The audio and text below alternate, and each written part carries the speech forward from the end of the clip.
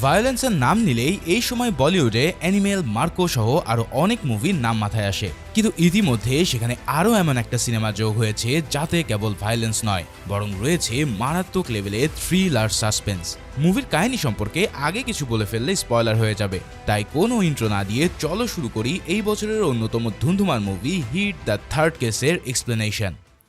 Movie শুরুতে আমরা আমাদের সিনেমার প্রধান চরিত্র হিট অফিসার আর্জুনকে দেখতে পাই। আর্জুনকে একটা হত্যার দায়ে পুলিশ অ্যারেস্ট করে এবং আদালত তাকে জেলে পাঠায়। কিন্তু জেলে যাওয়ার পর সেখানকার অন্যান্য কয়েদিরা তাকে মারার চেষ্টা করতে থাকে। আসলে জেলে থাকা এই কয়েদিরাই একসময় অর্জুনের হাতে ধরা পড়ে শাস্তি পেয়েছিল। সেই রাগ থেকেই তারা অর্জুনকে মারার চেষ্টা করতে থাকে। তবে তাদের মধ্যে একজন কয়েদি তাকে সেই বিপদ থেকে বাঁচিয়ে একটা আলাদা রুমে নিয়ে আসে। সেই কয়েদি তাকে জিজ্ঞেস করে যে তোমাকে দেখে তো ভালো ঘরেরই সন্তান মনে হচ্ছে, কিন্তু সবাই তোমাকে মারতে চাইছে কেন? তুমি এমন কি অপরাধ করে এখানে এসেছো? এই সব কথাবার্তা জানাতে এবার আমাদের সিন ফ্ল্যাশব্যাকে চলে যায়। সেখানে আমরা দেখতে পাই অর্জুন একটা লোককে জঙ্গলের মধ্যে পা উঁচু করে নির্মমভাবে অত্যাচার করছে। এরপর সে ওই অত্যাচারের ভিডিও নিজের ডিভাইসে রেকর্ড করতে থাকে। এক পর্যায়ে অর্জুন সেই লোকটাকে মেরে ফেলে এবং এরপর সেখান থেকে থানায় ফিরে আসে। অর্জুন একজন হিট অফিসার। হিট হচ্ছে ইন্ডিয়ান পুলিশের বিশেষ একটা তদন্ত সংস্থা। হিটের পূর্ণ রূপ হচ্ছে হোমোসাইড ইন্টারভেনশন টিম, অর্থাৎ হত্যাকাণ্ড তদন্তকারীর বিশেষ একটা ইউনিট। হিট শুধু ইন্ডিয়ান দুর্ধর্ষ মামলাগুলোরই তদন্ত করে থাকে। এবার থানায় আসার পর তার কাছে একটা ফোন কল আসে যে জঙ্গলে একজনকে নির্মমভাবে হত্যা করা হয়েছে। এরপর অর্জুন তার টিম নিয়ে সেখানে যায়। আসলে অর্জুন কিছুক্ষণ আগে নিজেই ওই লোকটাকে খুন করে এসেছে।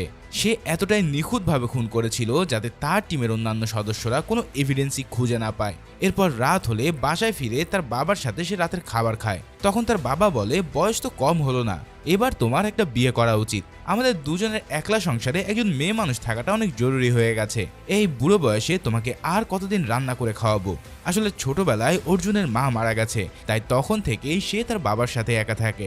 আর তার বাবার সাথে অর্জুনের সম্পর্কটা আসলে মোটেও ভালো ছিল না। যাই হোক, সেদিন রাতে অর্জুন অনলাইন ডেটিং অ্যাপে তার বিয়ের জন্য মেয়ে খুঁজতে শুরু করে। এর পরের দিন সে অনেকগুলো মেয়ের সাথেও দেখা করে, কিন্তু অর্জুনের ব্যবহার এতটাই বাজে ছিল যে কোনো মেয়েই তাকে পছন্দ করে না। পছন্দ করা তো দূরে থাক, বরং মেয়েরা তাকে ভয় পেতে শুরু করে। তাই এক এক করে যখন সবাই অর্জুনকে রিজেক্ট করে দেয়, এর ঠিক দুদিন পর অর্জুন রাতে তার বাসার ল্যাপটপে কিছু গুরুত্বপূর্ণ কাজ করছিল।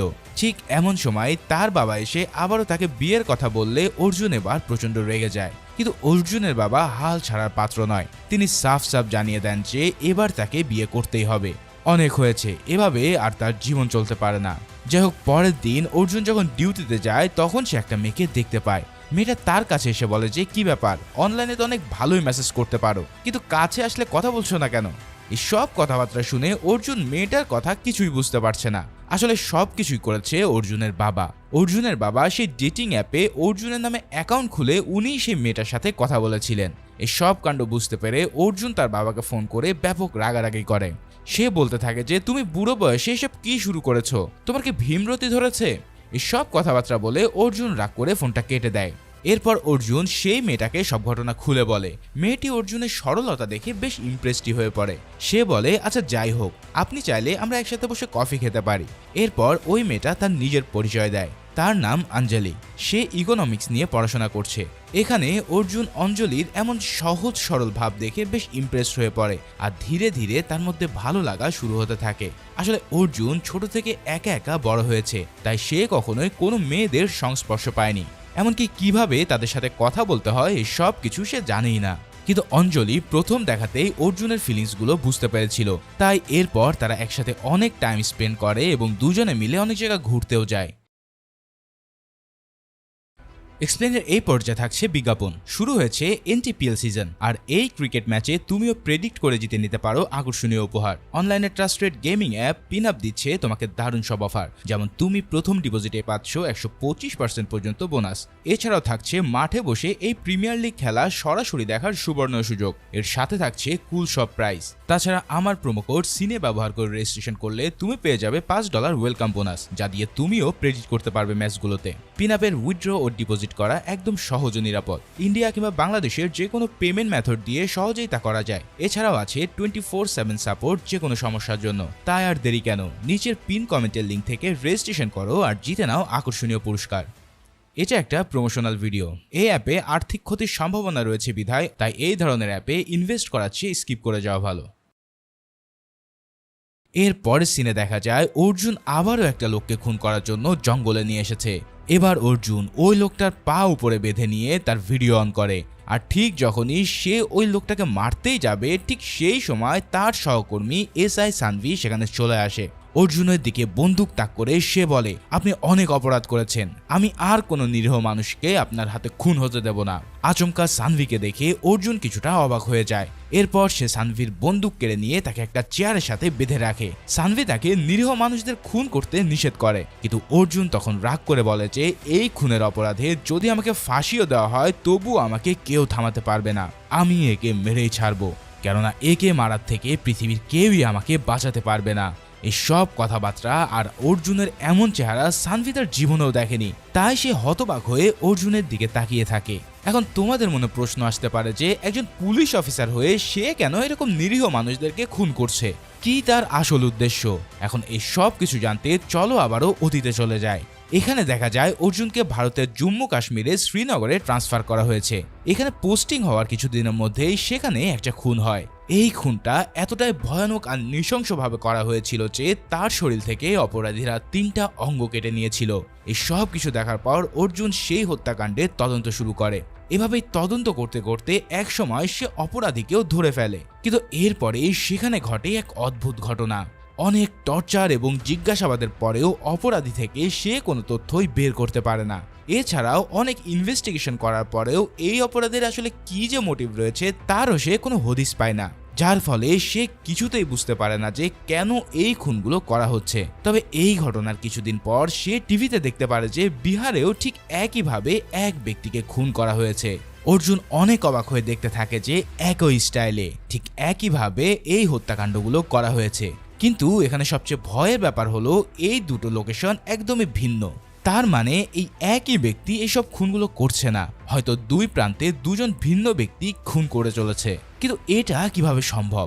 এটা নিশ্চয়ই কোনো বড় গ্যাংয়ের কাজ হবে। তাই অর্জুন এরপর তার এসআইকে বিহারের পুলিশের সাথে যোগাযোগ করতে বলে। এরপর তারা সেই হত্যা মামলার সকল রেকর্ড এবং এভিডেন্স দেখতে চায়, কিন্তু বিহার পুলিশ থেকে তারা সেভাবে কোনো রেসপন্সই পায় না, যার ফলে অর্জুন এবার সিদ্ধান্ত নেয় যে সে বিহারে গিয়ে সরাসরি এই কেসের ডিটেলস জেনে আসবে। যার কারণে অর্জুন তার পুরো টিম নিয়ে বিহারের উদ্দেশ্যে রওনা দেয়। কিন্তু অর্জুন বিহারে গিয়ে দেখে যে বিহারের পুলিশ ইতিমধ্যে সেই অপরাধীকে গ্রেফতার করে ফেলেছে।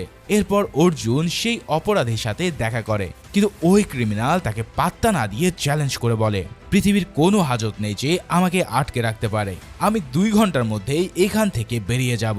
ঠিক তখনই সেখানে বিহারের পুলিশের একজন এসে অর্জুনকে বলে এই ছেলেটা একটা নেতার হয়ে কাজ করে এবং কিছুক্ষণের মধ্যেই তার লোকেরা থানায় গিয়ে হামলা করে তাকে নিয়ে যাবে।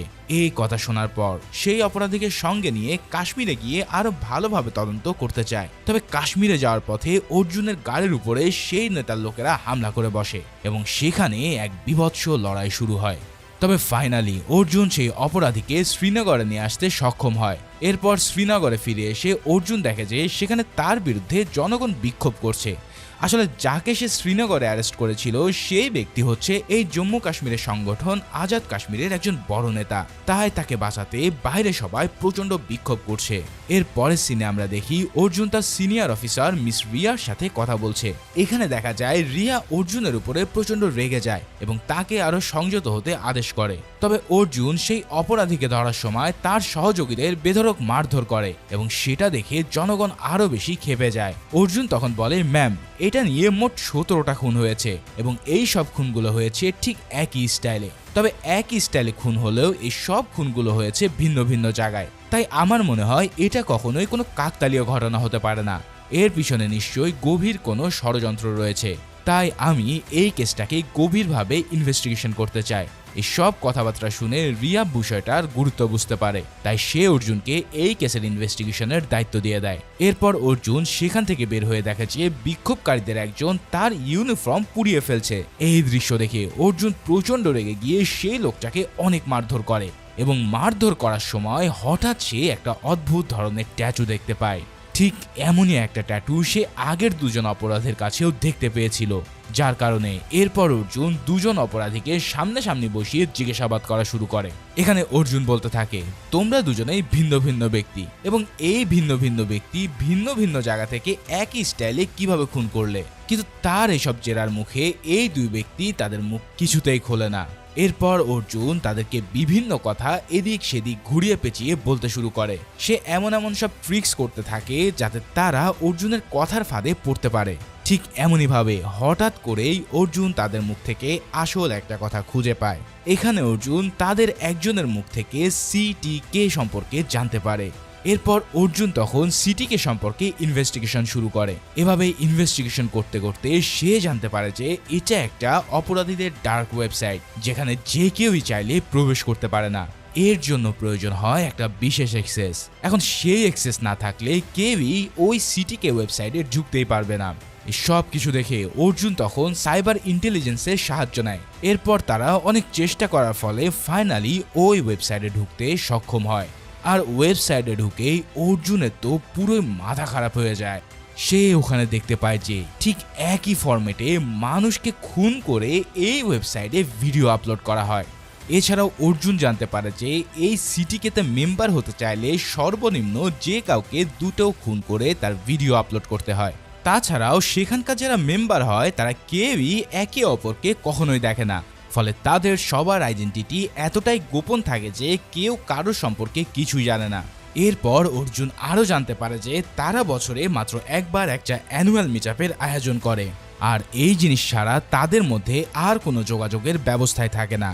অন্যদিকে সেই বিক্ষোভকারীকে মারার জন্য জনগণের মধ্যে বিক্ষোভ আরও বেশি তীব্র আকার ধারণ করে, যার কারণে ফাইনালি অর্জুনকে সেই থানা থেকে ট্রান্সফার করে দিতে তার সিনিয়র অফিসাররা বাধ্য হয়। এর পরের সিন আবারও বর্তমানে শিফট হয়। তবে অর্জুনকে এখানে দেখা যায় যে সে বদলি হয়ে আসার পরেও সে ওই কেসের ইনভেস্টিগেশন চালু রাখে। আর এখানে আমরা বুঝতে পারি যে আসলে অর্জুন সিটিকে গ্রুপের মেম্বার হওয়ার জন্য সে প্রথমে ওই লোকটাকে খুন করে তার ভিডিও করেছিল। এখন এই সব কথাবার্তা সানভি যখন জানে তখন সে বলে যে আপনি সিটিকের মেম্বার হওয়ার জন্য এভাবে কোনো নিরীহ লোককে তো মারতে পারেন না। তখন অর্জুন বলে যে আমি যাকে মেরেছি সে কোনো নিরীহ লোক ছিল না, সে ছিল এই শহরের অন্যতম টপ টেরর, এবং এখানে আমি যাকে ঝুলিয়ে রেখেছি সেও কোনো নিরীহ লোক না। এই সব কথা বলার পর অর্জুন সানভির সামনে সেই দ্বিতীয় লোকটাকেও খুন করে ফেলে। এই সব কিছু দেখে সানভির চেয়ে দেখা ছাড়া আর কিছুই করার থাকে না। এর পরের দিন অর্জুন থানায় এসে সিটিকে গ্রুপে তার দ্বিতীয় ভিডিওটা আপলোড করে। ঠিক তখনই সানভি সেখানে এসে জানায় যে ওই ওয়েবসাইটে জয়পুরের একটা ছেলে তার প্রথম মার্ডারের ভিডিও আপলোড করেছে, তাই তারা বুঝে গেছে যে সেই ছেলেটা খুব শীঘ্রই তার দ্বিতীয় মার্ডারটি করতে চলেছে, যার কারণে যেভাবেই হোক তাকে এই খুন থেকে আটকাতে হবে। এই সব শোনার পর অর্জুন তৎক্ষণাৎ তার পুরো টিম নিয়ে জয়পুরের উদ্দেশ্যে রওনা দেয়। এরপর অনেক চেষ্টার ফলে সেই অপরাধীকে তারা ধরতে সক্ষম হয়, কিন্তু এই ছেলেটা ছিল অনেক চালাক। সে অর্জুনকে ছুরি মেরে অজ্ঞান করে একটা ফাঁকা জায়গায় নিয়ে যায় তাকে মারার জন্য। তবে ঠিক সেই মুহূর্তেই অর্জুন প্রতিরোধ করে তাকে মেরে ফেলে এবং যেই মেয়েটাকে সে মারতে যাচ্ছিল তাকে সে উদ্ধার করে নেয়। এরপর অর্জুন ছেলেটার ওয়ালেট চেক করে জানতে পারে যে সেও সিটিকে গ্রুপের একজন সক্রিয় মেম্বার।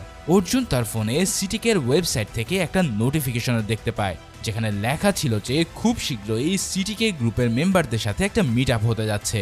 এই সব কিছুর মাঝে অর্জুনের ফোনেও ঠিক একই ধরনের একটা মেসেজ আসে।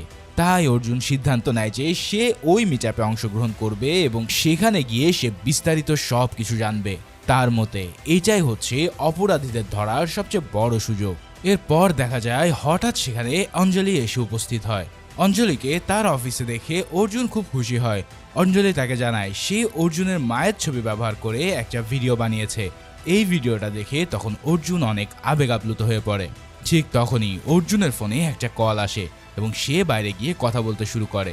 তবে এই সুযোগে অঞ্জলি অর্জুনের ল্যাপটপে কিছু একটার খোঁজ করতে শুরু করে। তবে অর্জুন ঘরে ফিরে এলে অঞ্জলি আবারও তার বানানো মায়ের ভিডিওটা প্লে করে, যেন সে বোঝাতে চায় যে কিছুই হয়নি। এর পরের দৃশ্যে আমরা দেখি অর্জুন তার সিনিয়র অফিসারের সঙ্গে সিটিকে গ্রুপ সম্পর্কে আলোচনা করছে। অর্জুন তাকে বলে যে এই অপরাধীদের ধরার এটাই শেষ সুযোগ, তাই সে ওই মিটআপে অংশগ্রহণ করতে চায়।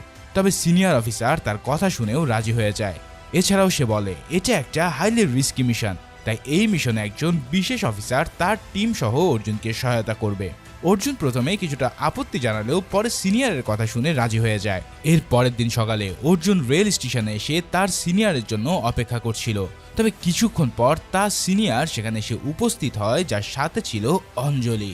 এই অঞ্জলিকে দেখে অর্জুন তো যেন পুরো আকাশ থেকে পড়ে। ঠিক তখনই তার সিনিয়র জানায় অঞ্জলি হচ্ছে সেই বিশেষ অফিসার যে তাকে এই মিশনের জন্য সাহায্য করবে। এরপর অর্জুন তার সিনিয়রের কাছ থেকে বিদায় নিয়ে ট্রেন যাত্রা শুরু করে। ট্রেন চলাকালীন অঞ্জলি তার কাছে এসে বলে, ডিএসপি স্যার আমাকে তোমার উপরে নজর রাখতে বলেছিল, তাই আমি আমার কেবল ডিউটি পালন করেছিলাম। তবে আমার ডিউটি পালন করতে গিয়ে আমি সত্যি সত্যি তোমাকে অনেক ভালোবেসে ফেলেছি। আমি যখন পুলিশের ট্রেনিং নিচ্ছিলাম তখন থেকেই আমার তোমাকে ভালো লাগতো। আর একদিন সকালে তুমি আমার বোনকে যখন কিছু গুন্ডাদের হাত থেকে বাঁচিয়েছিলে, সেদিন থেকেই আমি তোমাকে সম্পূর্ণরূপে ভালোবেসে ফেলেছি। অঞ্জলির এই সব কথাবার্তা শুনে অর্জুনও বুঝতে পারে যে না, সে তাকে সত্যিকার অর্থেই ভালোবাসে। যাই হোক, এর পরের দৃশ্যে আমরা চলে যাই অরুণাচল প্রদেশে। এখানে অর্জুন সিটিকে গ্রুপ মেম্বারদের জন্য অপেক্ষা করছিল। অন্যদিকে অঞ্জলি ও তার টিম গোপনে অর্জুনকে ফলো করছিল, যেন কোনো বিপদ হলে দ্রুত তাকে সেখানে সাহায্য করতে যেতে পারে। ঠিক এমনই এক সময় 3টে গাড়ি তাদের সামনে আসে এবং তারা অর্জুনকে নিয়ে দ্রুত সেখান থেকে চলে যায়। এরপর অঞ্জলি তখন তার টিমকে 3টে ভাগে ভাগ করে 3টা গাড়িকে ফলো করতে বলে, কিন্তু দেখা যায় যে 3টে গাড়ির একটাতেও অর্জুন ছিল না। এটা আসলে সিটিকে গ্রুপের সিকিউরিটির জন্য একটা ফাঁদ ছিল। অর্জুনের চোখ বেঁধে তারা তাকে পুরাতন জমিদার বাড়িতে নিয়ে যায়। ঠিক সেইখানেই আমরা এই সিটিকে গ্রুপের অ্যাডমিন আলফাকে দেখতে পাই। আলফা অর্জুনকে অভ্যর্থনা জানায় এবং ভিতরে নিয়ে গিয়ে তার ইউনিফর্ম খুলে সিটিকে মেম্বারদের নির্ধারিত পোশাক পরিয়ে দেওয়া হয়। এরপর সেখানে দেখা যায় যে অর্জুন ছাড়াও আরো নতুন 5 সদস্য ওই মিটআপে অংশ নিতে এখানে এসেছে। এদিকে অঞ্জলি যখন 3টা গাড়িকে অনুসন্ধান করে ধরে ফেলে, তখন দেখা যায় যে গাড়িগুলোর ভিতরে আর কেউ নেই। আসলে সেই গাড়িগুলোকে দূর থেকে রিমোট কন্ট্রোলের মাধ্যমে নিয়ন্ত্রণ করা হচ্ছিল। এই সব কাণ্ড দেখে অঞ্জলি পুরো হতাশ হয়ে পড়ে এবং তার সিনিয়র অফিসারকে ফোন করে জঙ্গলের ভিতরে অভিযান চালানোর অনুমতি চায়, কিন্তু অফিসার তাকে শান্ত থাকতে বলে এবং আরো কিছুক্ষণ অপেক্ষা করার নির্দেশ দেয়। তবে অর্জুনের চিন্তায় অঞ্জলি কোনোভাবেই নিজেকে আর স্থির রাখতে পারছিল না। এমনকি সেই গ্রুপটা তাদের একজন পুলিশ অফিসারকেও কিডন্যাপ করে নিয়ে গেছে। এবার অঞ্জলি সানভিকে বলে, আমাদের যে করেই হোক অর্জুনকে খুঁজে বের করতে হবে। এখনো পর্যন্ত তার লোকেশন আমরা ট্রেস করতে পারিনি, যার কারণে বিপদে পড়লে আমরা কোনোভাবেই তাকে সাহায্য করতে পারবো না। সানভি অঞ্জলির কথায় একমত হয় এবং তাদের দল নিয়ে অর্জুনকে খুঁজতে বের হয়ে যায়। অন্যদিকে আমরা দেখতে পাই সিটিকে গ্রুপের অ্যাডমিন আলফা নতুন সদস্যদের সঙ্গে পুরাতন সদস্যদের পরিচয় করিয়ে দিচ্ছে। সেখানে প্রায় 150 জনের মতন সদস্য উপস্থিত ছিল এবং প্রত্যেকে ছিল অত্যন্ত আক্রমণাত্মক। অর্জুন সেখানে তাদের কর্মকাণ্ডগুলো দেখে প্রচন্ড হতভম্ব হয়ে যেতে থাকে। এখানে দেখা যায় তারা একে অপরকে মারামারি করার এক নির্মম খেলায় তখন মেতে উঠেছিল। এরপর আলফা সবাইকে থামিয়ে তার বক্তব্য দিতে শুরু করে। সে বলতে থাকে, মানুষ জন্ম থেকেই স্বাধীন, মানুষ যা চায় সে তাই করবে, কিন্তু আইন আমাদের হাত পা বেঁধে রেখেছে। শুধুমাত্র এই আইনের জন্যই আমরা স্বাধীনভাবে বাঁচতে পারছি না। তাই আমাদেরও ফ্রিডম চাই, আমরা চাই স্বাধীনভাবে বেঁচে থাকতে, আর তার জন্য যা কিছু দরকার তাই আমরা করব। এই বক্তব্যের পর সেখানে উপস্থিত সকল সদস্যরা ফ্রিডম ফ্রিডম বলে চিৎকার করতে থাকে এবং এক বুনো উল্লাসে মেতে ওঠে। এরপর তারা প্রথমেই এক নারীকে নির্মমভাবে হত্যা করে। এই দৃশ্য দেখে অর্জুনের মন প্রচন্ড ভেঙে যায় আর সে প্রচুর কষ্ট পেতে শুরু করে। এরপর সেখানে কিছুক্ষণের বিরতি দেওয়া হয়। সেই সুযোগে অর্জুন এই জমিদার বাড়ির ভিতরটা সার্চ করতে থাকে। এভাবেই সার্চ করতে করতে অর্জুন একটা রুমের ভিতরে আসে আর এখানে এসে তার চোখ কপালে উঠে যায়, কেননা এখানে আগে থেকেই অনেক মানুষকে বন্দি করে রাখা হয়েছে। এই দৃশ্য দেখে তার মন ভারাক্রান্ত হয়ে ওঠে। এরপর সে সোজা চলে যায় সিটিকে অ্যাডমিনের রুমে এবং সেখানে থাকা স্যাটেলাইট ফোনের সেট ব্যবহার করে সে রেডিও সিগন্যাল পাঠানোর চেষ্টা করে, কেননা এখানে আসার আগে তার মোবাইল ফোনটাকে ভেঙে ফেলা হয়েছিল। এরপর আবারও ওই অনুষ্ঠানটা শুরু হলে অর্জুন সেখান থেকে বেরিয়ে আসে। এবার সে এসে দেখতে পায় যে আবারও নতুন করে তারা একজনকে হত্যা করে আনন্দ মেতে উঠেছে। ঠিক তখনই অর্জুন মনে মনে এক পরিকল্পনা করে যে যেভাবেই হোক তাকে এই ব্যক্তিটাকে বাঁচাতেই হবে। তাই সবার চোখের আড়ালে সে সেখান থেকে বেরিয়ে একটা বিস্ফোরণ ঘটায় এই বিস্ফোরণের আওয়াজে সবার দৃষ্টি সেখানে চলে যায়, আর এই সুযোগে ওই বন্দির নজর সবার চোখ থেকে এড়িয়ে যায়। ঠিক তখনই আলফা চিৎকার করে বলে যে আমাদের দলে নিশ্চয়ই একজন বিশ্বাসঘাতক রয়েছে, তা না হলে এখানে একা একা কখনো বিস্ফোরণ ঘটতে পারে না। এছাড়াও সিটিকে এত বছর ধরে কাজ করছে, কিন্তু এমন কাণ্ড কখনোই ঘটেনি। তাহলে আজ হলো কেন? নিশ্চয়ই ওই 5 জন নতুন সদস্যের মধ্যেই একজন বিশ্বাসঘাতক রয়েছে। এরপর আলফা সবাইকে নির্দেশ দেয় যে ওই 5 জনকে একে অপরকে মারতে হবে। এই মারামারিতে যে শেষ পর্যন্ত টিকে থাকবে সেই হবে প্রকৃত সিটিকের আলফা মেম্বার। এসব কথা শোনার পর তাদের 5 জনের মধ্যে শুরু হয় এক দুর্দান্ত ফাইটিং, কিন্তু দেখা যায় যে কেউই অর্জুনের সাথে সেখানে পেরে ওঠে না, কেননা অর্জুন একে একে সবাইকেই মেরে ফেলে। এই সব কাণ্ড দেখে আলফা এবার মুচকি আসে। তারপর সে বলতে শুরু করে, একজন প্রশিক্ষিত পুলিশ অফিসার ছাড়া একা কারোর পক্ষে 4 জনকে মেরে ফেলা সম্ভব নয়। তাই আমার মতে তুমি সেই বিশ্বাসঘাতক যে বিস্ফোরণ ঘটিয়েছিলে। এরপর সে আদেশ দেয় সেই পুলিশ অফিসারটাকে সেখানে নিয়ে আসতে। আলফা সেই পুলিশ অফিসারকে জিজ্ঞেস করে যে সে কি অর্জুনকে চেনে কিনা। ঠিক তখনই অর্জুন তার চোখের ইশারায় তাকে হা বলতে বলে, আর এটা দেখে সেই পুলিশ অফিসার বলে যে হ্যাঁ, অর্জুনই হলো আমাদের সিনিয়র অফিসার। এই কথা শুনে আলফা এবার তার আসল বুদ্ধি চালে। সে তখন বলে যে এবার তোমাদের দুজনের মধ্যে ফাইট করতে হবে, তোমাদের দুজনের মধ্যে যে বেঁচে থাকবে শুধু তাকেই আমরা ছেড়ে দেব। এই কথা শুনে অর্জুন বাধ্য হয়ে তার সাথে ফাইট করা শুরু করে দেয়। তবে এই ফাইটের মাঝখানে অর্জুন তাকে বলে যে তোমাকে এখন অভিনয় করতে হবে, আমি শুধু তোমাকে আছড়ে ফেলবো আর তুমি মার খাওয়ার অভিনয় করতে থাকবে।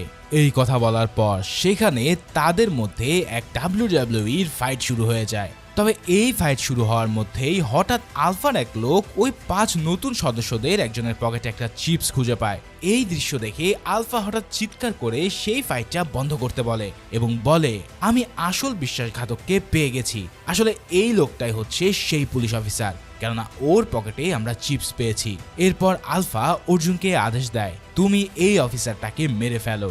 অর্জুন তখন বলে যে আমার দলে যেহেতু একটা বিশ্বাসঘাতক ঢুকে পড়েছে, তাই তাকে মেরে ফেললে আমরা আর কিছুই জানতে পারবো না, যার কারণে আমাকে জানতে হবে যে কে কে পুলিশের হয়ে কাজ করছে কিংবা তাদের পরিকল্পনা কি। আর এই সব জানার জন্য আমাদের ওকে জীবিত রাখতেই হবে, কেননা ও আমাদের পুলিশের সব ইনফরমেশন গুলো দিয়ে দেবে। আলফা অর্জুনের এমন বুদ্ধিদীপ্ত কথা শুনে বেশ অবাক হয় এবং তার কথা মেনে নিয়ে বলে যে তাহলে তুমি ওর কাছ থেকে সমস্ত ইনফরমেশন আদায় করো। এরপর অর্জুন ওই পুলিশ অফিসারটাকে একটা আলাদা কক্ষে নিয়ে যায়। এই কক্ষে আগে থেকে অনেক বন্দীদের আটক করা রাখা হয়েছিল, তাই সে ওই পুলিশ অফিসারটাকে বলে যে আমি যখন তোমাকে ইশারা দেব তখন তুমি বাকি বন্দীদের নিয়ে পালিয়ে যাবে।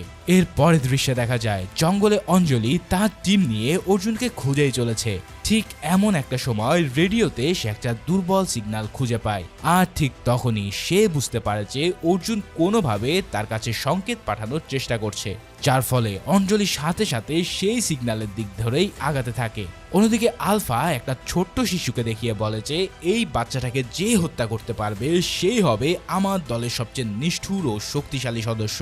এই অ্যানাউন্সমেন্ট শুনে ঠিক তখনই তার দলের এক সদস্য ওই শিশুটাকে মারতে এগিয়ে আসে, কিন্তু এই দৃশ্য দেখে অর্জুন আর নিজেকে ঠিক রাখতে পারে না। সে বলে ওঠে তার ফাইনাল সময় এখন চলে এসেছে, আর এই কথা বলেই সে আক্রমণ করে ওই ক্রিমিনালকে পুরো ছিন্ন ভিন্ন করে দেয় এবং সেই শিশুটাকে পুলিশ অফিসার হাতে তুলে দিয়ে বলে যে সব নিরপরাধ মানুষকে এখান থেকে নিয়ে দ্রুত পালিয়ে যাও, আমি বাকিটা দেখে নিচ্ছি। এরপর অর্জুন একে একে সিটিকে সব সদস্যদেরকে নৃশংসভাবে হত্যা করা শুরু করে। এখানে যে ফাইটিং সিনগুলো দেখানো হয়েছে সেগুলো কোনো অংশেই মার্কোর চেয়ে কম নয়। অর্জুন তাদের সবার মেরে হাড়গোড় ভেঙে দিতে থাকে। এদিকে আঞ্জলিও সেই সংকেত অনুসরণ করে তার টিম নিয়ে ঘটনাস্থলে পৌঁছে যায়, কিন্তু তাদের সংখ্যায় ঘাটতি থাকায় আঞ্জলি সিনিয়র অফিসারকে ফোন করে আরো পুলিশ পাঠাতে বলে। এদিকে অর্জুন তখনও ভয়ঙ্করভাবে একের পর এক শত্রুকে নিধন করে চলেছে। মুভির এই অংশটা এতটাই সহিংস ছিল যে না দেখলে তোমরা কল্পনাই করতে পারবে না। এক সময় আঞ্জলি তার টিম নিয়ে অর্জুনের সাথে যুক্ত হয়, কিন্তু কিন্তু তখনও সিটিকে সদস্য সংখ্যা বেশি হওয়ায় অর্জুন কিছুটা দুর্বল হয়ে পড়ে। তবে ঠিক সেই সময় সবাইকে অবাক করে দিয়ে হিট 1-এ থাকা শঙ্কর এসে সেখানে অর্জুনকে সাহায্য করে। এরপর অর্জুন ও শঙ্কর মিলে একে একে সব সিটিকে সদস্যকে মেরে ফেলে এবং অবশেষে এই গ্রুপ অ্যাডমিন আলফাকে তারা ধরে ফেলতে সক্ষম হয়। আলফাকে ধরা হয়ে গেলে আলফা তখন হাসতে হাসতে বলে, তুমি এমন একজনকে মারতে যাচ্ছ যার চোখে কোনো মৃত্যুর ভয় নেই, যার কাছে মৃত্যু একদম তুচ্ছ একটা ব্যাপার।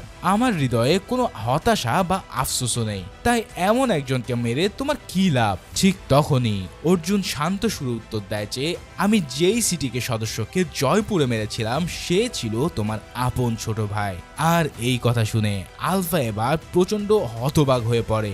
এছাড়াও তার ছোট ভাইয়ের কথা মনে করতে করতে সে ভিতর থেকে ভেঙে পড়ে। ঠিক তখনই অর্জুন তার মাথায় গুলি করে তার চ্যাপ্টার এখানেই শেষ করে দেয়। ফাইনালি সব কিছু শেষ হয়ে গেলে এরপর আমরা দেখি অর্জুন ও শঙ্কর একসাথে বসে এই কেস নিয়ে কথা বলছে। এবার শঙ্কর তাকে জানায় তাদের মতোই আরেকজন গোয়েন্দা এবং আইএসআই অফিসার এসিপি অমৃতা এই কেসটা নিয়ে তদন্ত করছিল। সেই সব কথার মাঝে তারা মজা করে বলে যেই মহিলাকে তারা একবার এক অভিযানে মারে তিনিই ছিলেন সেই এসিপি অমৃতা। অমৃতা সিটিকে গ্রুপ সম্পর্কে গুরুত্বপূর্ণ তথ্য জানতে পেরেছিলেন, তাই তিনি সরাসরি তাদের আস্তানায় গিয়ে ঝুঁকে পড়েন, কিন্তু দুর্ভাগ্যজনকভাবে সে ধরা পড়ে যায়। মূলত সেদিন তাকে মারার কথা ছিল না। সিটিকে সাধারণত সিরিয়াল অনুযায়ী তাদের ভিকটিমদেরকে হত্যা করত, তবে সেদিন এক ছোট্ট মেয়ের সিরিয়াল ছিল, কিন্তু অমৃতা সেই শিশুটাকে রক্ষা করতে নিজের সিরিয়াল বদলে প্রথমে তার নাম লেখায় যাতে ওই মেয়েটা বেঁচে যায়। অমৃতা সেই ছোট্ট প্রাণকে রক্ষা করতে গিয়ে নিজেই তার জীবন দিয়ে দেয়। এছাড়াও আরও একটা ভয়ঙ্কর তথ্য তাদের সামনে আসে। সিটিকে গ্রুপের প্রধান ছিল স্যামুয়েল জেমস। অমৃতা তার সম্পর্কেও নিশ্চিত তথ্য পেয়েছিল, কিন্তু তাকে ধরার আগেই স্যামুয়েল তাকে হত্যা করে ফেলে। এছাড়াও এই গ্রুপ মানুষের শরীর থেকে অঙ্গ চুরি করে এক ধরনের ভয়ানক ড্রাগ তৈরি করত, যা এতটাই শক্তিশালী ছিল যে যেটা 80 বছরের এক বৃদ্ধাকেও সন্তান জন্ম দেওয়াতে পারত। তাই এই ড্রাগ বিভিন্ন অবৈধ ও অমানবিক কাজে ব্যবহার করা হতো। এছাড়াও অর্জুন ও শঙ্করের অনুসন্ধানে জানা যায় যে বর্তমানে স্যামুয়েল জেমস আরেক মামলায় 4 বছরের সাজা খাটছে এবং সে এখন জেলেই আছে। এসব কথা শোনার পর অর্জুন একটা প্ল্যান করে। সে আর চায় না যে আইনের মাধ্যমে এই স্যামুয়েলস বিচার পাক, আর সে তাকে নিজেই শেষ করার জন্য প্ল্যান করে বসে। তাই শঙ্কর তাকে ইচ্ছাকৃতভাবে সেই জেলে পাঠিয়ে দেয়। আর এরপরে আমরা দেখতে পাই অর্জুন এই গল্পটা যাকে শোনাচ্ছিল সে আর কেউই নয়, বরং সে ছিল স্বয়ং স্যামুয়েল জেমস। এই সব কথা শুনে জেমস ধীরে ধীরে বুঝতে পেরে যায় যে অর্জুন এখানে কেন এসেছে, কিন্তু তার কিছু করার আগেই অর্জুন তার কেচ্চা খতম করে দেয়। আর ঠিক এই মুহূর্তের মধ্য দিয়েই এই মুভিটা এখানেই শেষ হয়। তবে মুভি শেষ হতে হতে ফাইনালি দেখা যায় যে হিট 4 ইজ কামিং সুন নামের একটা টেক্সট চলে এসেছে। তার মানে এই মুভির 4th সিকুয়েলও আসতে চলেছে। তো ভিডিওটা কেমন লাগলো তা অবশ্যই আমাকে জানিও, আর ভালো লেগে থাকলে ভিডিওটাতে একটা লাইক করে দিও। দেখা হচ্ছে পরের কোনো ভিডিওতে, সেই পর্যন্ত আল্লাহ হাফেজ।